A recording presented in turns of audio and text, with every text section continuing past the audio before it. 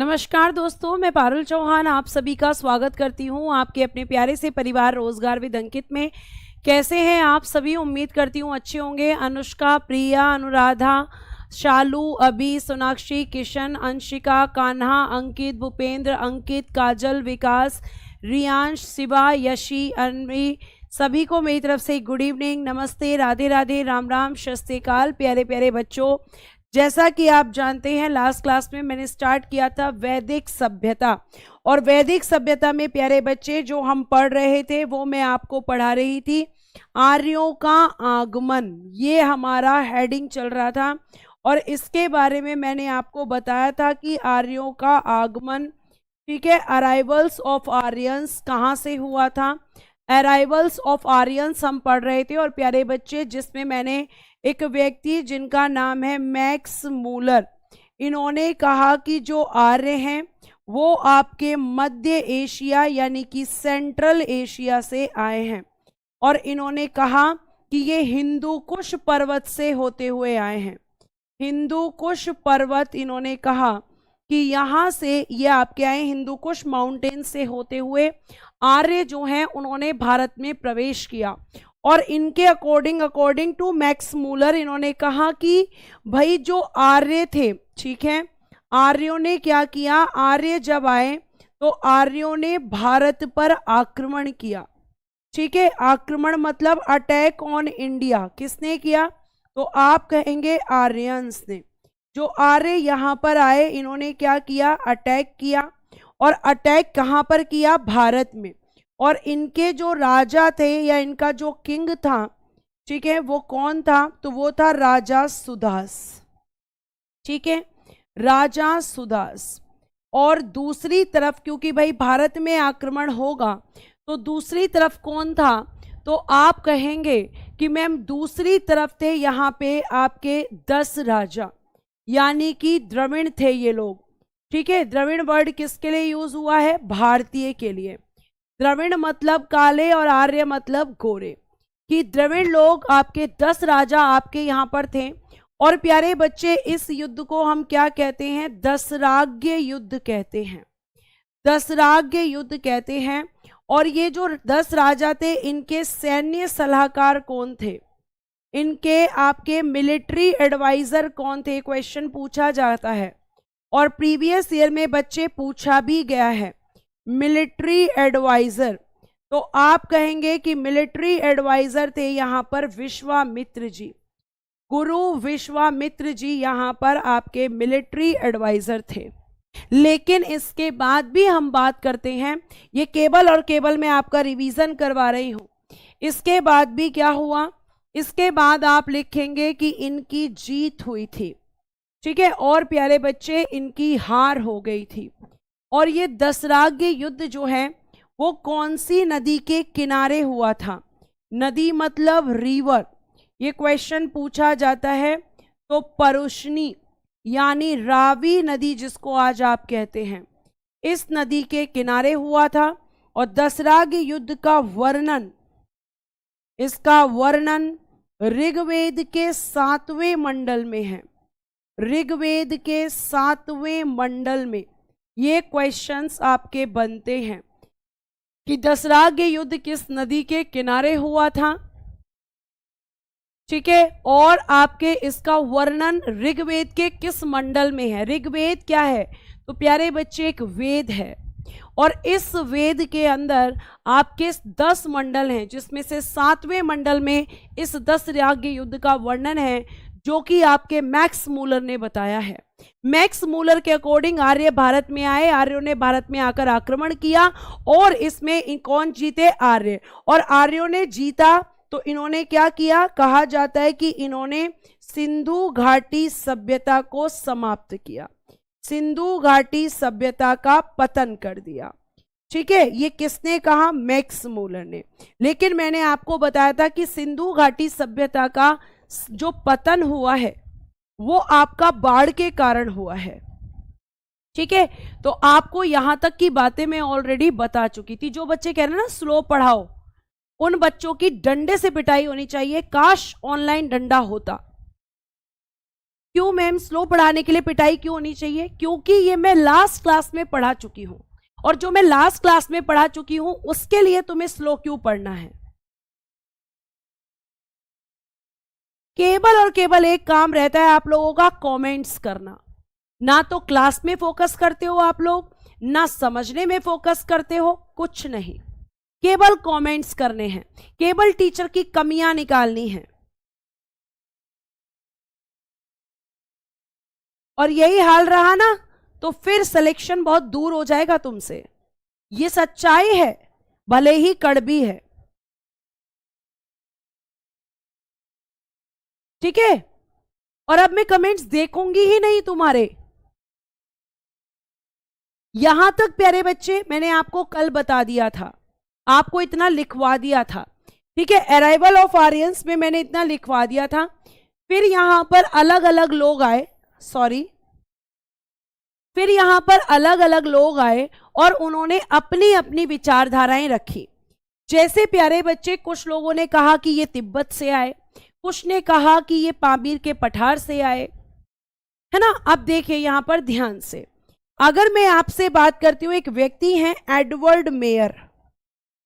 According to Edward Meyer इन्होंने कहा कि ये कहां से आए, तो इन्होंने कहा पामीर के पठार से, कि ये पामीर के पठार से आपके आए हैं। पठार को क्या कहेंगे, तो प्लेटू कहेंगे ma'am, प्लेटू of Pamir, प्लेटू of Pamir, Pamir के पठार से ये लोग आए। किसने कहा, अकॉर्डिंग टू एडवर्ड मेयर। ठीक है, फिर प्यारे बच्चे एक व्यक्ति, दो लोग और हैं, एक है आपके पेनका और एक है आपके हर्ट। इन दोनों ने कहा कि नहीं, ये लोग जर्मनी से आए, ये लोग जर्मनी से आए। ठीक है, ये लोग कहां से आए, जर्मनी से आए।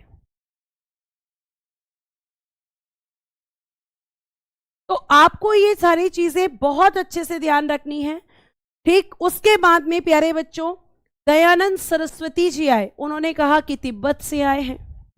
बीजी तिलक यानी बाल गंगाधर तिलक जी ने कहा कि भाई उत्तरी ध्रुव से आए हैं। तो अलग अलग लोगों ने अलग अलग जगह बताई। तो मैम आखिर ये कहां से आए थे, तो बेटा जी मैक्स मूलर ने जो बोला ना कि ये सेंट्रल एशिया से आए थे, इसको ही सबसे ज्यादा वैलिड माना जाता है कि आर्य जो हैं वो कहां से आए। तो आप कहोगे कि मैम आर्य जो हैं वो हमारे मध्य एशिया यानी सेंट्रल एशिया से आए अकॉर्डिंग टू मैक्स मूलर, और ये सबसे ज्यादा माना जाता है। ठीक है, प्लेटू क्या है, पठार क्या है, ज्योग्राफी में पढ़ना, सब हिस्ट्री में थोड़ी पढ़ोगे। ठीक है, तो अलग अलग लोगों ने अलग अलग विचारधाराएं अपनी अपनी दी हैं।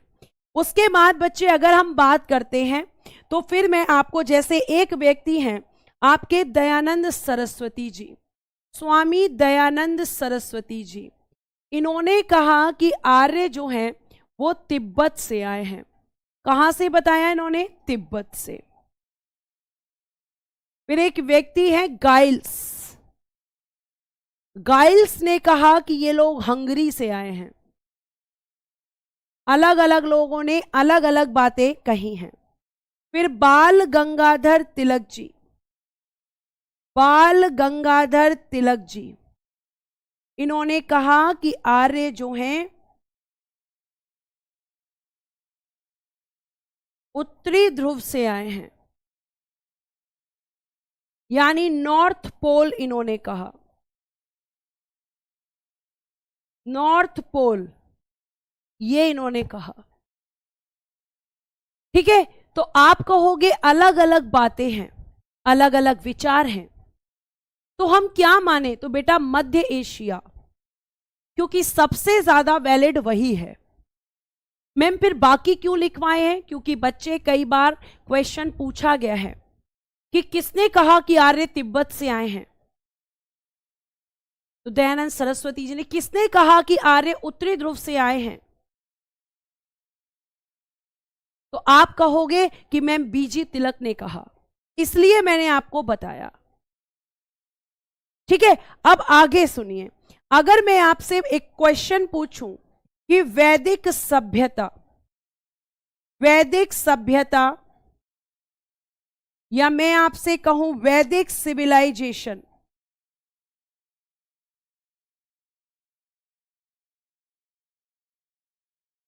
किस नदी के किनारे है? किस नदी के किनारे बता सकता है कोई मुझे? जैसे सिंधु घाटी सभ्यता सिंधु नदी के किनारे, हड़प्पा स्थल रावी नदी के किनारे, मोहनजोदाड़ो सिंधु नदी के किनारे। ये वैदिक सभ्यता किस नदी के किनारे पनपी थी? ये क्वेश्चन प्रीवियस ईयर में पूछा गया प्रश्न है आप ही के एग्जाम में। तो बताइए कि किस नदी के किनारे ये वैदिक सभ्यता पनपी थी?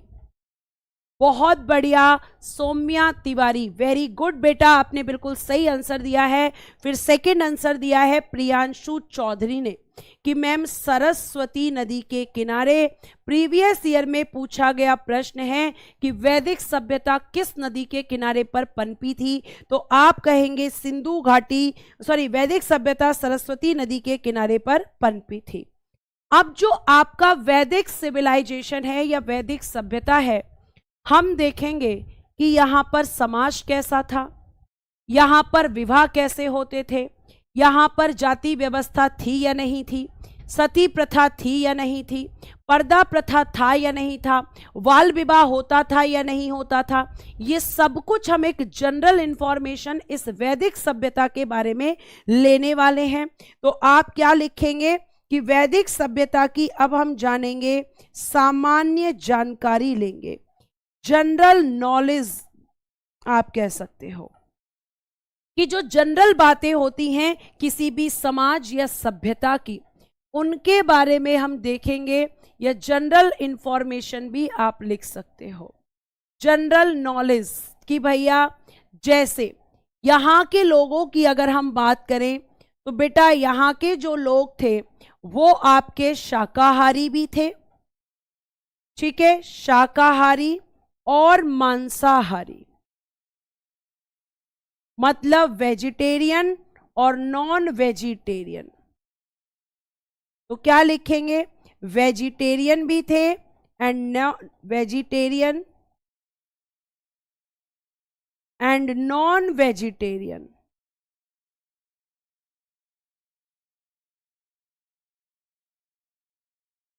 मतलब मांस मच्छी भी खाते थे और प्यारे बच्चे ये लोग आपका जो है शाक सब्जी भी खाते थे, अलग अलग तरीके के लोग थे।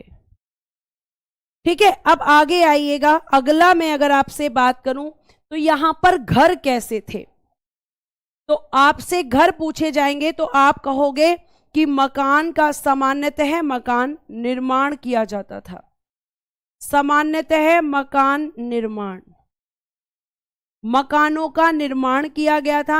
लेकिन ये जो मकान थे प्यारे बच्चे ये कच्चे घर थे, मतलब मिट्टी से बने हुए थे। ठीक है, कंस्ट्रक्ट क्या लिखेंगे? House construction. हाउस कंस्ट्रक्शन तो था, घर तो थे लेकिन कच्चे घर थे, जैसे ग्रामीण क्षेत्रों में होते हैं, जैसे रूरल एरियाज में होते हैं, ऐसे थे। ठीक है, तो आप कहोगे कि ये जनरल इंफॉर्मेशन हम ले रहे हैं। उसके बाद प्यारे बच्चे यहां पर 4 वर्ग आपको देखने के लिए मिलेंगे। वर्ग मतलब क्लास, जिनमें आपको एक दिखेंगे पुरोहित। पुरोहित समझते हो, जिन्हें आप पंडित जी कहते हो, इनको इंग्लिश में कहते हैं प्रीस्ट। एक पुरोहित, एक आपको योद्धा दिखेंगे, वॉरियर। एक आपको यहां पर व्यापारी दिखेंगे, ट्रेडर्स या बिजनेसमैन, व्यापारी, ट्रेडर्स दिखेंगे। और बच्चे आपको क्या दिखेंगे? और आपको श्रमिक दिखेंगे, यानी कि वर्कर्स या लेबर्स भी आप बोल सकते हो। या क्या बोल सकते हो आप, लेबर्स।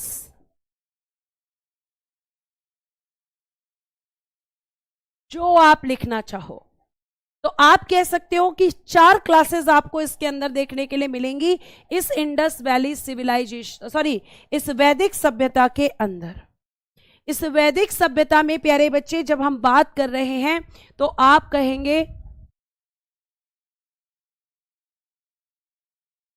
अब मैं कुछ बच्चों के क्वेश्चन का जवाब दे देती हूं जो कि कंफ्यूजन के शिकार बन रहे हैं। बेटा, कच्चे घर का मतलब यह नहीं होता है कि वो टोटल आपका मिट्टी से बना है। कच्चे घर का मतलब होता है कि वो सीमेंटेड नहीं था, कच्चे घर बने हुए थे, ग्रामीण सभ्यता थी, ग्रामीण समाज था। मतलब जो ईंटें थी उसमें सीमेंट का यूज ना करके मिट्टी का यूज किया जाता था। ठीक है,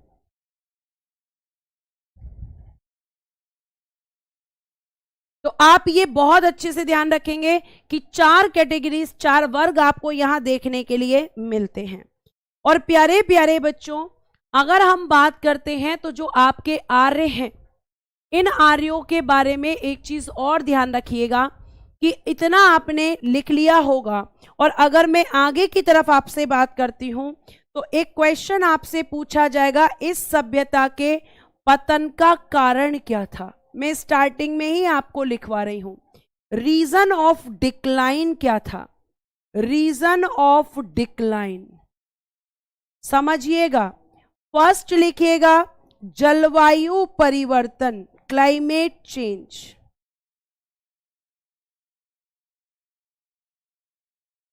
क्लाइमेट चेंज, अभी एक एक पॉइंट समझाऊंगी, पहले लिख दीजिएगा। रीजन ऑफ डिक्लाइन, इस सभ्यता यानी वैदिक सभ्यता के पतन का कारण आपको बताने जा रही हूं, जिसमें पहला लिखेंगे जलवायु परिवर्तन, दूसरा लिखेंगे सामाजिक अस्थिरता, सामाजिक अस्थिरता, सोशल इनस्टेबिलिटी, सोशल इनस्टेबिलिटी। ठीक है, तीसरा कारण आप लिखेंगे व्यापार में कमी,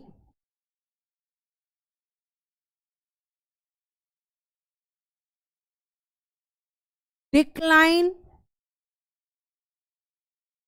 एक मिनट, व्यापार में कमी, हाँ, डिक्लाइन इन ट्रेड, बाहरी आक्रमण, बाहरी आक्रमण, external aggression,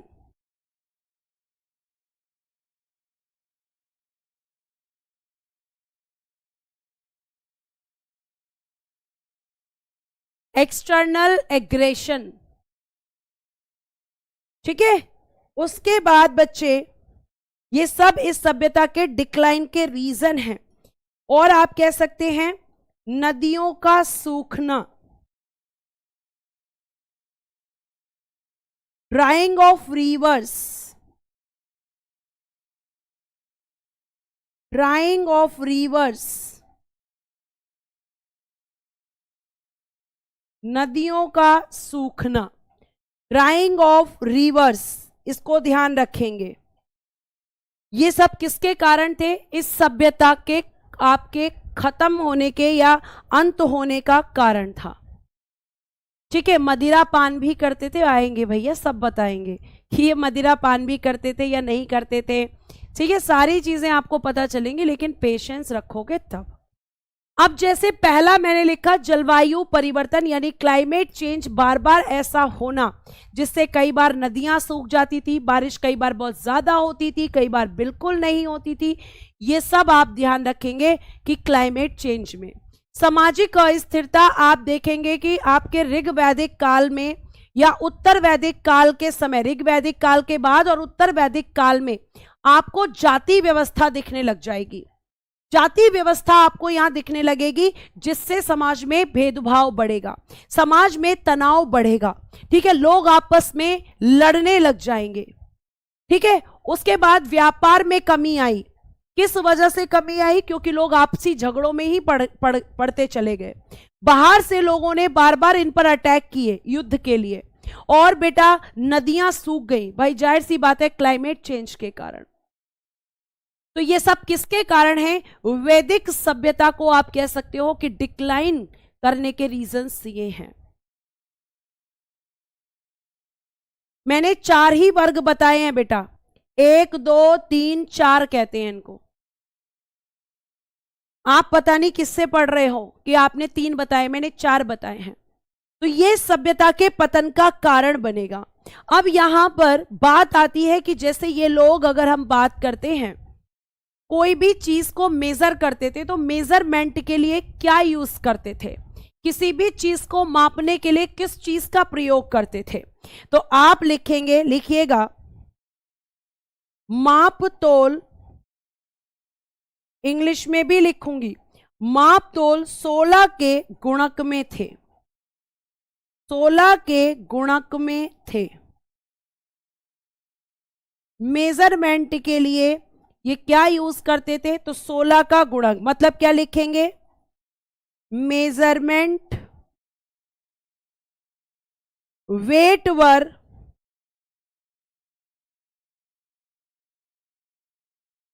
multiple in 16। Multiple in 16। ये आपके 16 के गुणक में यहां मेजरमेंट होता था, यानी 16 गुना आप कह सकते हो। इनके मेजरमेंट का तरीका था। ठीक है, 16 के गुणक बहुत सारे बच्चे लिखकर भी भेज रहे हैं। अब यहां पर प्यारे बच्चे, अगर मैं बात करती हूं तो आपको क्या देखने के लिए मिलेगा? आर्यों का पंचजन। आर्यों का पंचजन, जैसे जिसमें आप सबसे पहले लिखेंगे राष्ट्र, यानी कि नेशन। लिखेंगे सबसे बड़ी इकाई। सबसे बड़ी इकाई, लार्जेस्ट यूनिट ऑफ वैदिक सिविलाइजेशन। वैदिक सभ्यता की सबसे बड़ी इकाई कौन सी थी? तो आप कहोगे कि मैम राष्ट्र थी। नेशन जिसको हम बोलते हैं। उसके बाद प्यारे बच्चे आपके आता है जन। ठीक है, जन आता है, और आपका जन के बाद क्या आता है? तो आप कहोगे, पहले लिखना कि जो जन था, जन को जन ही कहेंगे, जन का शासक। शासक मतलब रूलर। इसको क्या कहते थे? राजा या राजन। इसको क्या कहते थे? आप कहोगे कि मैम इसको राजन या राजा कहते थे। आपकी पहली इकाई कौन सी है? राष्ट्र। दूसरी कौन सी है? जन। फिर तीसरी इकाई कौन सी है? जन। उसके बाद है बेटा आपका विश्व। क्या है? विश्व। और अगर मैं बात करती हूं कि विश्व का जो आपका प्रधान होता था, उसको क्या कहते थे? विश्व का प्रधान, हेड ऑफ विश्व। प्रधान मतलब बेटा हेड। इसको क्या कहते थे? आप लिखेंगे विश्वपति। विश्वपति। 1 मिनट आप इसको नोट करना, मैं आती हूं।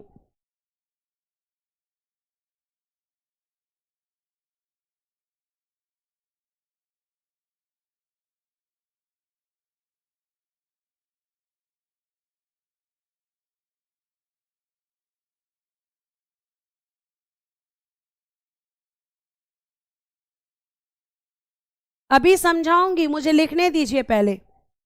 ठीक है, उसके बाद बेटा, उसके बाद चौथा आपका क्या होता है? इसके बाद आता था ग्राम, जिसे आप कहते हैं विलेज। और ग्राम का जो प्रमुख होता था, ठीक है, गांव का प्रमुख या किसे कहते थे? ग्राम का प्रमुख, यानी इसके लिए भी आप हेड लिख सकते हो, उसे कहते थे ग्रामीणी। ग्रामिणी, विषपति को विषपति ही कहेंगे, ये ग्रामिणी कहते थे। ठीक है, और अगर हम बात करते हैं तो इसकी सबसे छोटी इकाई कुल, जिसको आप कहते हो परिवार या फैमिली, ये क्या थी? सबसे छोटी इकाई।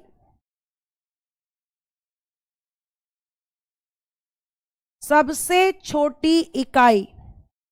और फैमिली में जो प्रमुख होता था, इसका जो हेड होता था, उसको कहते थे कुलपा। अभी मैं आपको वर्ड्स बता रही हूं। मैम, मेरा आपसे विनम्र निवेदन है कि लाइन से करवाइए। रविंद्र, आप मुझे बता दीजिए कि और लाइन से कैसे करवाऊं। इसमें मैंने क्या ऊपर नीचे लिख दिया है, सब हेडिंग डाल डाल के मैं लिख रही हूं कि आर्यों का पंचजन, मतलब उस समय राष्ट्र कैसे बनता था। तो सबसे पहले क्या आता था आपका? सबसे पहले अगर हम बात करते हैं तो सबसे पहले परिवार आता है। ठीक है, कुल से क्या बनता था? कई सारे परिवारों से ग्राम बनता था, कई सारे ग्रामों से विश्व बनता था, कई सारे विश्वों से जन बनता था, और कई सारे जनों से राष्ट्र बनता था। इसमें क्या सीक्वेंस में नहीं है, मुझे ये बता दो बस, फिर मैं मान जाऊंगी कि हां सीक्वेंस में नहीं है।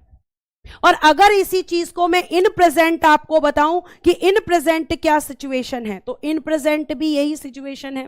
अगर हम इस चीज को आर्यंस के टाइम का देखकर अगर हम वर्तमान में बात करते हैं, तो क्या वर्तमान में फैमिली नहीं होती है? क्या वर्तमान में परिवार नहीं होते हैं? बिल्कुल होते हैं मैम। ठीक है, हमारा सबसे पहले क्या आएगा? परिवार आएगा। परिवार से मिलकर क्या बनता है? ग्राम बनता है। ग्राम से मिलकर क्या बनता है? तो मैम ग्राम से मिलकर खंड बनता है। ठीक है, खंड बनते हैं, ब्लॉक जिसको आप कहते हैं, ब्लॉक। ठीक है, फिर आपका क्या बनता है? जिला बनता है, जिसे आप डिस्ट्रिक्ट कहते हैं। फिर डिस्ट्रिक्ट से क्या बनता है? मैम डिस्ट्रिक्ट से हमारे स्टेट बनते हैं। बहुत सारे डिस्ट्रिक्ट एक स्टेट के अंदर आते हैं, यानी राज्य बनते हैं, स्टेट। और स्टेट बहुत सारे मिलकर क्या बनाते हैं? राष्ट्र बनाते हैं, यानी कि नेशन बनता है। क्या ये आज के टाइम पर नहीं है?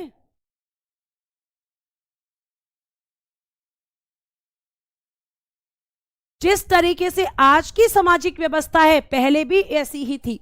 आपके कुल यानी परिवार के लिए ये वर्ड यूज हुआ है, और कुल से बना ग्राम, ग्राम से बनते थे विश्व, विश्व से बनते थे जन, और जन से बनते थे राष्ट्र। जैसे जन किसको कह सकते हो? आज के समय जन आपके राज्य के लिए यूज होता है, और उस टाइम पे राज्य के लिए जन यूज करते थे। विश्व किसको कह सकते हो? जिले को कह सकते हो। ग्राम को ग्रामी कहते हैं, कुल परिवार को कुल कहा करते थे। ये है पूरी यहां पर। विश्व का जो यूज किया गया वो किसकी जगह किया गया? डिस्ट्रिक्ट की जगह। पहले डिस्ट्रिक्ट नहीं विश्व कहते थे, और पहले राज्य नहीं जन कहते थे। यही जन मिलकर आगे क्या बनेंगे? महाजनपद बनेंगे। यही है इतनी सी बात। आप मुझे समझाने का मौका देते नहीं हो कि कमेंट्स पहले करने लगते हो।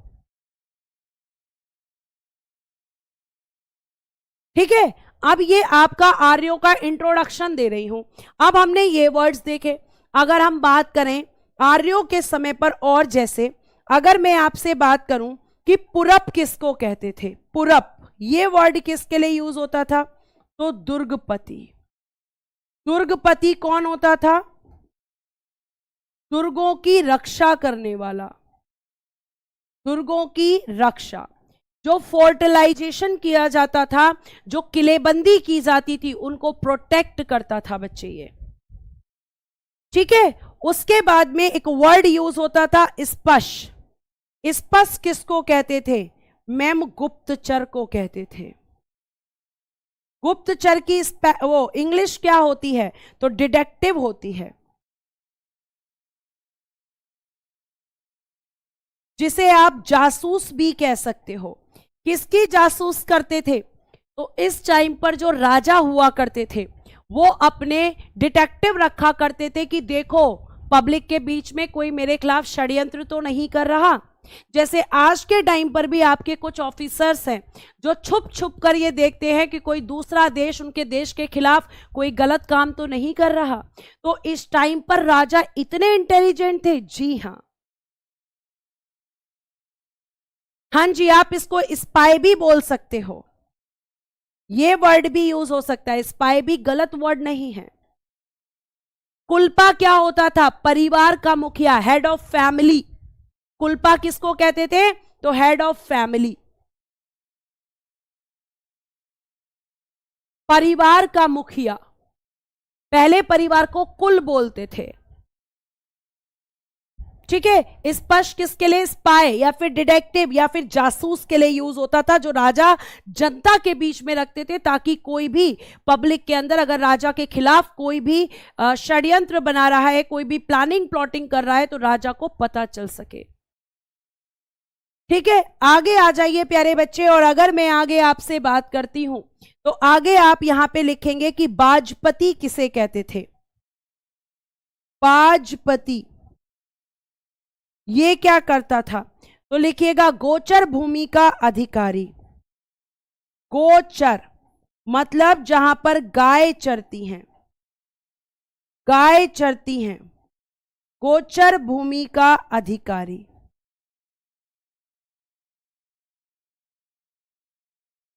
जहां पर गाय घास खाने जाती हैं उस भूमि पे भी एक ऑफिसर रखा जाता था, क्योंकि गाय यहां पर कोई छोटी मोटी चीज नहीं थी। गाय के लिए यहां पर युद्ध होते थे, गाय को एक संपत्ति समझा जाता था। तो बाजपति किसको कहते थे मैम? ऐसे व्यक्ति को जो गाय के चरने के स्थान को प्रोटेक्ट करते थे। ठीक है, तो आप ये ध्यान रखेंगे कि ये सारे शब्द मैं आपको यहां पर बता रही हूं जो इस समय आपके यूज होते थे। एक आपका आता था उग्र। उग्र किसको कहते थे? तो उग्र कहोगे अपराधियों को, अपराधियों को पकड़ने वाला अधिकारी। अपराधियों को पकड़ने वाला अधिकारी। अपराधी मतलब क्रिमिनल्स। जो क्रिमिनल्स को पकड़ता था उसके लिए एक वर्ड यूज होता था उग्र। उग्र यहां पर यूज होता था। और एक था आपका भागदू।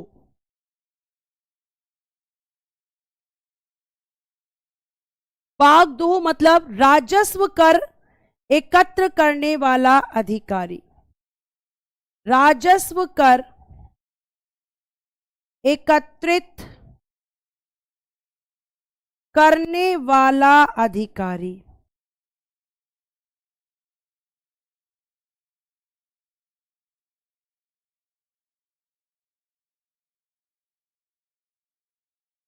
राजस्व कर एकत्रित मतलब an officer collect revenue tax. जो टैक्स का कलेक्शन करता था उसको कहते थे आप भागदू। इसको इंग्लिश में क्या बोलेंगे? तो यही बोलेंगे, इंग्लिश भी इसकी यही रहेगी। तो टैक्स रिवेन्यू ऑफिसर भी आप इसको शॉर्ट में बोल सकते हो। ये सब किस समय के वर्ड हैं? ये सब आपके वैदिक सभ्यता में प्रयोग किए जाने वाले शब्द हैं। ये सारे वर्ड्स इस टाइम यूज होते थे। अब आ जाइए कुछ अदर वर्ड्स की हम बात करते हैं। ये तो हो गए ऑफिसर्स। अब हम बात करेंगे जैसे यव किसको बोला जाता था? जौ को। अघन्या किसको बोला जाता था? गाय को। ठीक है, और इसके लिए क्या कहा गया? अघन्या गाय। ना मारा जाने वाला पशु।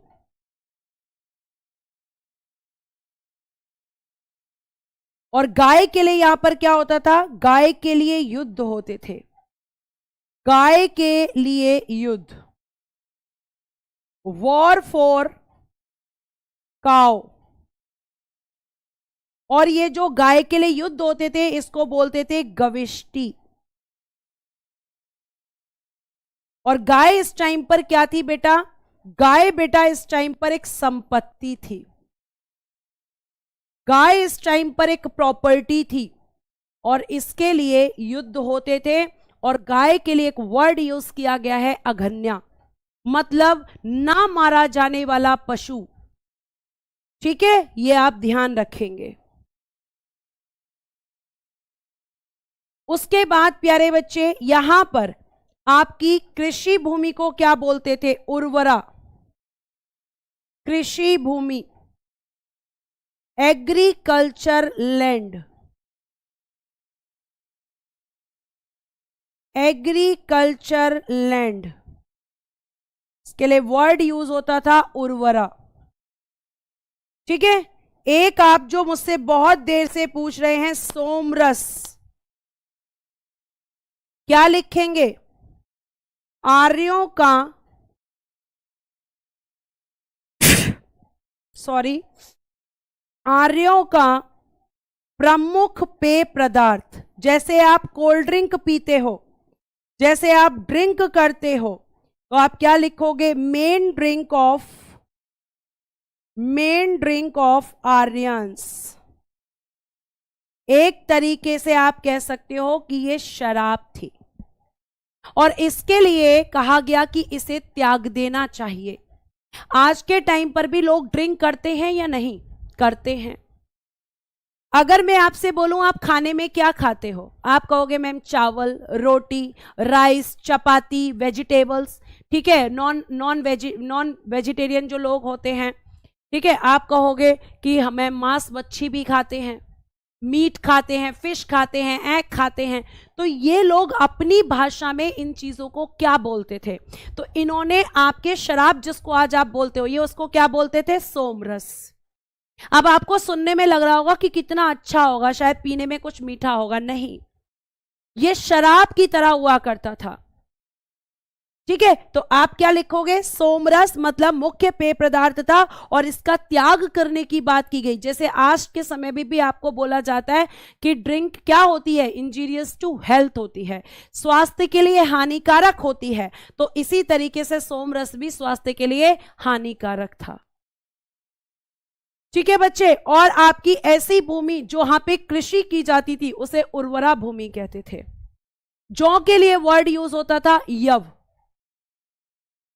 ठीक है, उसके बाद प्यारे बच्चे अगर मैं आपसे बात करूं तो ये लोग कैसे वस्त्र पहनते थे? वस्त्र मतलब क्लॉथ्स। तो कहा जाता है कि ये वस्त्र पहनते थे आपके सूती यानी कि कॉटन,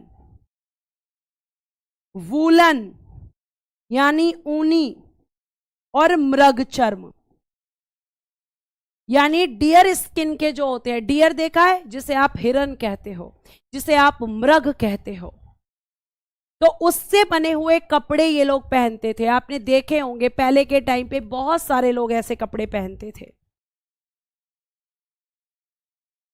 तो मृग चर्म पहनते थे, सूती कपड़े मतलब कॉटन, ऊनी मतलब वूलन। इस तरह के क्लॉथ्स ये लोग अपने डेली की लाइफ में यूज करते थे।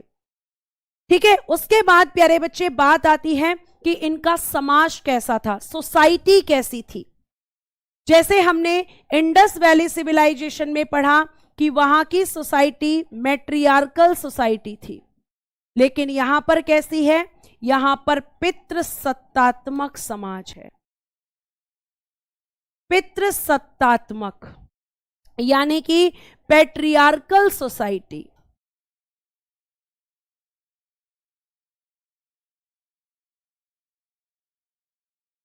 मात्र सत्तात्मक नहीं, पितृ सत्तात्मक है। केवल सिंधु घाटी सभ्यता में ही प्यारे बच्चे आपकी मात्र सत्तात्मक है।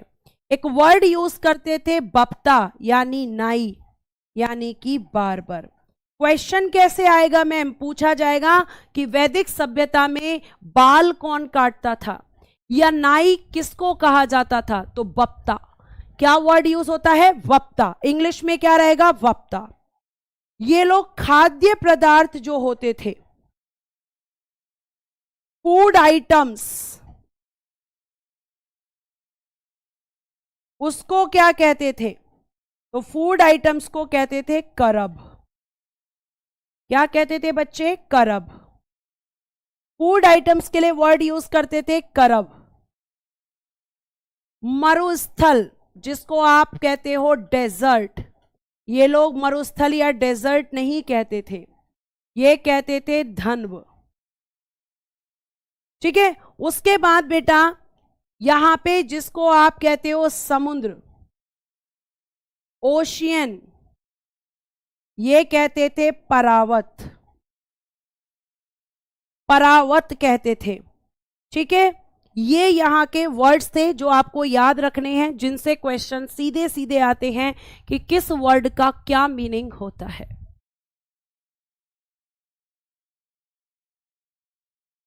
ठीक है। ये आपको बक्ता नहीं, वक्ता, नॉट वक्ता, बक्ता। ठीक है। उसके बाद प्यारे बच्चे अब हम बात करते हैं कुछ और चीजों की, जैसे समाज में बाल विवाह होता था। बाल विवाह मतलब चाइल्ड मैरिज, क्या ये चलती थी? उसके बाद में इस समाज में विधवा पुनर्विवाह होता था। विधवा पुनर्विवाह, विडो रीमैरिज।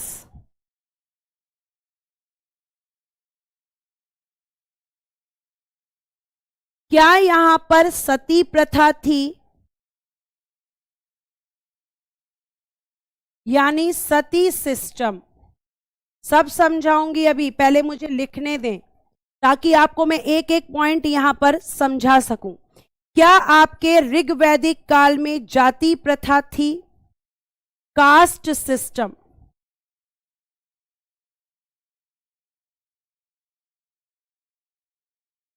ठीक है। ऋग्वैदिक काल यानी पूर्व वैदिक काल की बातें चल रही हैं ये। उसके बाद प्यारे बच्चे अगर मैं आपसे बोलूं इनके सबके बारे में कि क्या यहां पर पर्दा प्रथा थी, यानी पर्दा सिस्टम। चलो अब हम बात कर लेते हैं, फिर मैं आपको बताऊंगी कि इस समाज में शादियां कितने तरीके की होती थी। ठीक है। बहुत सारी चीजें आपको बताऊंगी मैं, बहुत इंटरेस्टिंग चैप्टर है। बाल विवाह नहीं होता था। विधवा पुनर्विवाह में लिखना, विधवा अपने देवर से शादी कर सकती थी। विधवा अपने देवर से शादी कर सकती थी। देवर से शादी कर सकती थी यानी लिखेंगे widow could marry her brother in law. Widow could Mary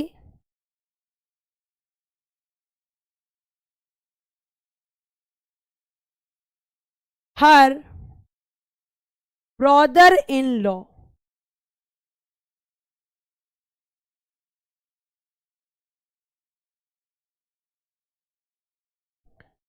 देवर से शादी कर सकती थी। ठीक है। फिर सती सिस्टम नहीं था। जाति व्यवस्था मैं लिख देती हूं, ऋग्वैदिक काल में नहीं थी।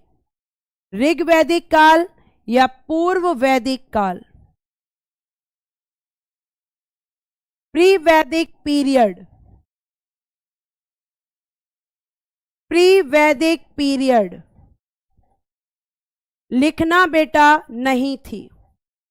ये कब दिखेगी? उत्तर वैदिक काल में, पोस्ट वैदिक पीरियड में दिखेगी। यहां पर जाति व्यवस्था नहीं दिखेगी। उसके बाद पर्दा प्रथा थी? नहीं थी। सती प्रथा नहीं थी, जाति प्रथा नहीं थी, ये सब यहां पर नहीं था।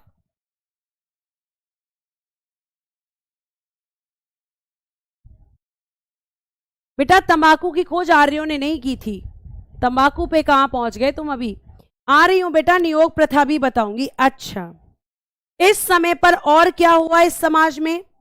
इस समाज में अगर हम बात करें तो लोहे का प्रयोग हुआ। कब हुआ था? मैंने आपको बताया कि ये एक फैक्ट है उत्तर वैदिक काल का, मैं सामने लिख रही हूं।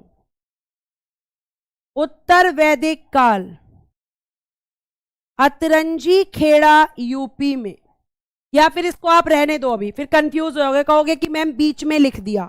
रहने दो, मत लिखो।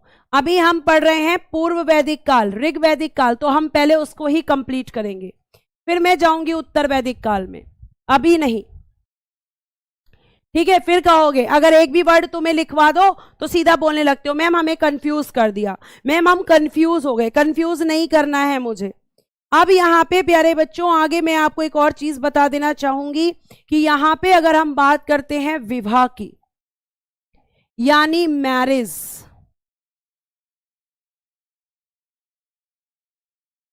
तो आप कहोगे कि यहां पर अंतरजातीय विवाह होता था। अंतरजातीय विवाह, इंटरकास्ट मैरिज,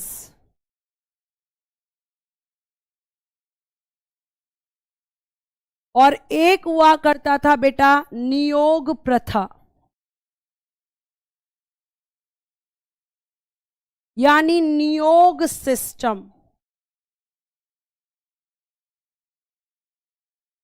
अब ये क्या होते थे मैम?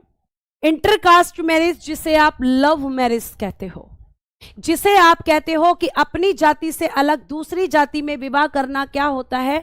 आर्यों के देवता भी बताऊंगी। लिनेश रुक जाओ बेटा, धीरे धीरे ही तो पढ़ाऊंगी, सब एक साथ कैसे पढ़ लोगे आप, ये बताओ मुझे। ठीक है? तो इंटरकास्ट मैरिज में अगर हम बात करते हैं तो एक होता था आपका अनुलोम, और एक होता था बेटा प्रतिलोम। इसमें क्या होता था? अनुलोम में प्यारे बच्चे जो लड़का था वो आपका उच्च वर्ग का यानी हाई क्लास का होता था, और जो लड़की थी वो आपकी निम्न वर्ग यानी कि लोअर क्लास की होती थी। अब बच्चा मुझसे क्वेश्चन करेगा मैम अभी तो आपने कहा कि जाति व्यवस्था थी ही नहीं, तो उच्च वर्ग और निम्न वर्ग कहां से आया? बेटा संपन्नता के आधार पर, गरीबी और अमीरी के आधार पर, जहां लड़का अमीर और लड़की गरीब होती थी वो अनुलोम विवाह होता था। और प्रतिलोम विवाह किसको कहते हैं? जिसमें लड़की उच्च वर्ग की थी यानी हाई क्लास की होती थी, ठीक है, और लड़का यहां पे निम्न वर्ग का होता था। निम्न वर्ग, उसको कहते थे प्रतिलोम विवाह। ये आपके यहां पर मैरिज इस समाज के अंदर आपको देखने के लिए मिल जाएंगे। ठीक है? उत्तर वैदिक काल अभी शुरू नहीं हुआ है, उत्तर वैदिक काल जब शुरू होगा आपको बता दिया जाएगा, अभी प्री वैदिक पीरियड चल रहा है। अब दूसरा मैम आपने लिखा है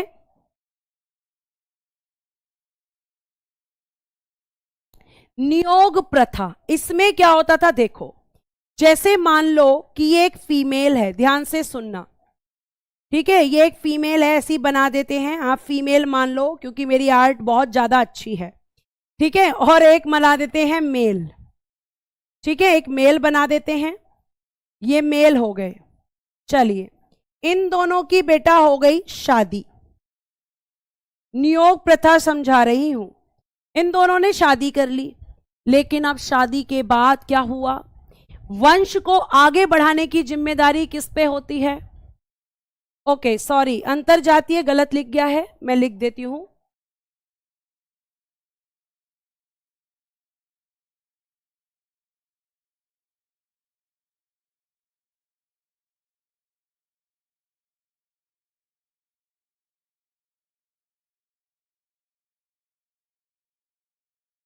अंतरजातीय विवाह, अब देखना यहां पर ध्यान से, इसको समझना। तो फीमेल को क्या चाहिए? फीमेल को शादी के बाद बच्चा चाहिए, फीमेल के ऊपर जिम्मेदारी होती है कि वो बच्चा पैदा करे, लेकिन बच्चा किससे पैदा करेगी? पति से, ठीक है, तो आप कहोगे कि मैम पति से बच्चा होना चाहिए, लेकिन ये पति जो है ये बच्चा देने में सक्षम नहीं है, पति वंश आगे बढ़ाने में सक्षम नहीं, बढ़ाने में सक्षम नहीं है भाई, कैपेबल नहीं है, सक्षम नहीं है। तो अब यहां पे क्या किया जाएगा, इस फीमेल को कहा जाएगा कि एक व्यक्ति है यहां पर, ठीक है, कोई थर्ड पर्सन है, और कहा जाएगा कि भाई इसके साथ आपको क्या करने होंगे, इसके साथ आपको रिलेशन बनाने होंगे, किसके लिए, बच्चे के लिए रिलेशंस डेवलप करने होंगे। और ये किसकी वजह से होता है, ये किसकी वजह से होता है, तो आप कहोगे कि मैम ये जो होता है, ये रिलेशन जो डेवलप होता है, इसमें पति की भी मर्जी होती है, ठीक है, इसमें पति की भी मर्जी होती है। और अगर हम बात करते हैं तो इसमें ससुराल वालों की भी मर्जी होती है, इसमें सहमति से रिलेशंस बनते हैं, और जब रिलेशन बन जाते हैं और फिर इस बेबी इस लेडी के अंदर क्या आ जाता है, बेबी। अब जब बेबी आता है तो ध्यान रखना, ये बेबी इसका कहलाएगा मैम या इसका, तो ये बेबी इसका कहलाएगा, क्योंकि इस पुरुष का काम केवल कितना रहता है, इस पुरुष का काम केवल रहता है स्त्री को गर्भ धारण करवाना। और गर्भ धारण करने के बाद ये व्यक्ति जो है ये नहीं कह सकता कि इस बच्चे का पिता मैं हूं, वो नहीं कह सकता। तो ये होती है आपकी नियोग सिस्टम, ये होती है आपकी नियोग प्रथा।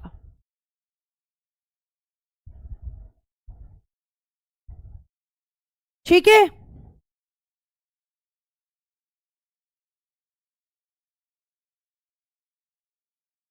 इतनी बात समझ में आ गई। ऐसा बहुत टाइम पहले हुआ करता था, ठीक है। अब बच्चा कह रहा है वाइफ सक्षम ना हो, तो भैया पुरुष के पास तो पहले से ही रहता था, कितनी भी शादियां कर सकता था, पर वाइफ को शादी करने का अधिकार नहीं था। भाई लड़कों के लिए क्या होता था, आप कहोगे लड़कों के लिए तो मैम पहले भी और आज भी बहुत सारी शादियां करने के अधिकार थे। आप कहोगे मैम अब कहां हैं, तो अब ऑब्जेक्शन उठे हैं इसलिए नहीं है, ठीक है। तो ये आपका नियोग सिस्टम इस समाज के अंदर आपको देखने के लिए मिलता है। तो ये आपका एक समाज। अब प्यारे बच्चे, कल मैं आपको क्या पढ़ाने वाली हूं उसके बारे में सुन लो, बल्कि कल क्या आज ही लिख लो, आज ही लिख लो। मैं आपको बताऊंगी ऋग्वैदिक कालिक नदियां, ऋग्वैदिक कालिक नदियां, क्या लिखोगे, ऋग्वैदिक रिवर्स, ऋग्वैदिक रिवर्स। जैसे प्यारे बच्चे आपकी एक तरफ हम लिखेंगे नदियों का प्राचीन नाम यानी ओल्ड नेम, और दूसरी तरफ लिखेंगे न्यू नेम यानी नया नाम। न्यू नेम क्या है, जैसे प्यारे बच्चे प्राचीन नाम था परुष्णी, आज इसको आप कहते हैं रावी। प्राचीन नाम था शतुद्री, वर्तमान में आप कहते हैं सतलज। ठीक है, लिख देती हूं मैं।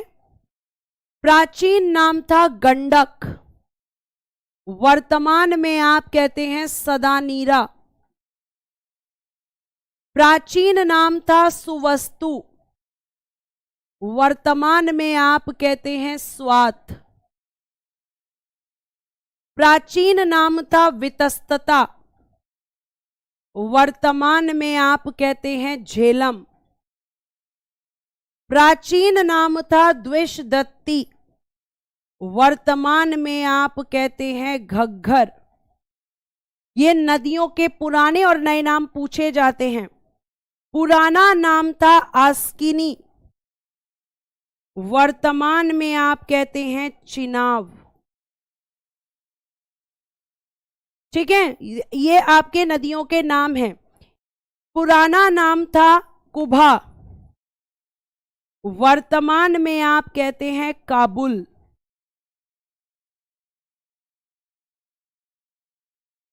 पुराना नाम था सिंध, हिरब,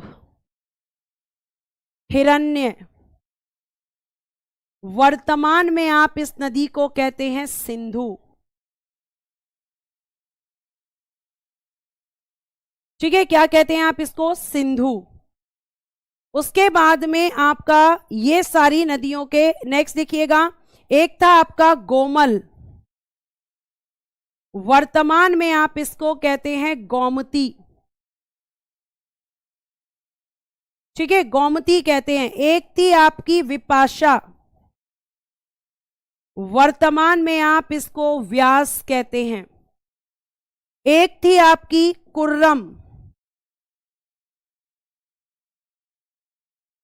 सॉरी इसको पहले कहते थे क्रमु, एक मिनट, पहले कहते थे क्रमु, अब कहते हैं कुर्रम।